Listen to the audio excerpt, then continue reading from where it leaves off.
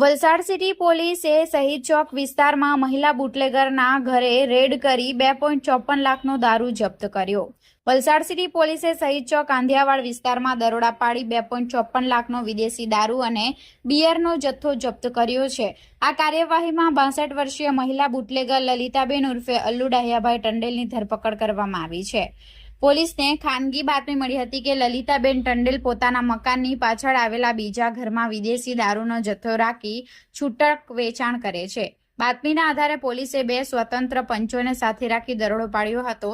દરોડા દરમિયાન લલિતાબેનના કબજાવાળા ઘરમાંથી પ્લાસ્ટિકની થેલીઓ, સ્ટીલના 2 મોટા ડબ્બાઓમાં સંતાડેલ દારૂનો જથ્થો મળી આવ્યો હતો।